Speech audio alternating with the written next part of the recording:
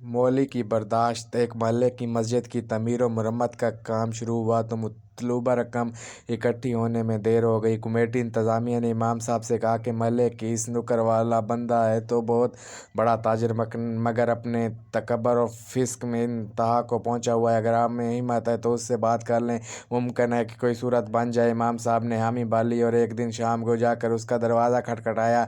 चंद लम्हे बाद ताजिर साहब अंदर से नमूदार हुए। इमाम साहब ने अपने आने की वजह बताई तो साहब खाना सटपटा गए और बोले कि एक तो तुम्हारे स्पीकरों के बार बार चलने से हमारा सुकून बर्बाद है, ऊपर से तुम मेरे घर तक आप पहुँचे हो, दूसरे मोहल्लेदार मर गए हैं जो मुझसे चंदा लेने की ज़रूरत आन पहुँची। इमाम साहब ने कहा, साहब अल्लाह का दिया हुआ मौका है आपके लिए, आपके दस्ते तावन की अशद ज़रूरत है, मैं खाली हाथ नहीं जाना चाहता। ताजिर ने इमाम साहब से कहा, लाओ अपना हाथ, मैं तुम्हें चंदा देता हूँ। इमाम साहब ने जैसे ही हाथ आगे बढ़ाया उस ताजिर ने इमाम साहब के हाथ पर थूक दिया। इमाम साहब ने कमाल सब्र से ये हाथ अपने कपड़ों से साफ़ कर लिया और दूसरा हाथ उस ताजिर की तरफ बढ़ाते हुए कहा, ये इमदाद तो मेरे लिए हो गई, अब इस हाथ पर अल्लाह के लिए इमदाद रख दीजिए। उस ताजिर को ये बात ना जाने कहाँ जाकर लगी, उसकी आंखों में आंसू आ गए और मुंह से अस्तगफार अस्तगफार निकलना शुरू हो गया। कुछ लम्हात के बाद शर्मिंदा हुआ और अपने जज्बात पर काबू पाते हुए धीमे से लहजे में बोला, बताइए कितने पैसे दरकार है। इमाम साहब ने कहा, अभी 3 लाख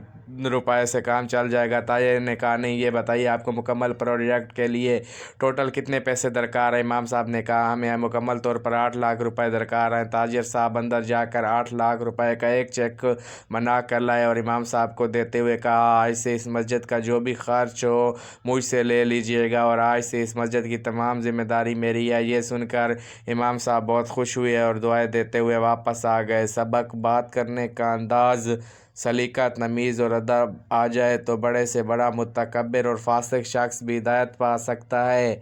याद रखिए, ये बर्दाश्त, ये सब्र और हौसला उलमा को इल्म ही सिखाता है। इस्लाम फैलाना है तो अच्छे अखलाक और मीठे बोल की रिवायत डालनी होगी। अफसोस, तोता मिर्च खा कर भी मीठी बोली बोलता है और इंसान मीठा खा कर भी कड़वे बोल बोलता है। अल्लाह तबारक व ताला से दुआ है कि अल्लाह ताला हम सबको मीठे बोल बोलने की तौफीक अता फरमाए। आमीन सुम्मा आमीन।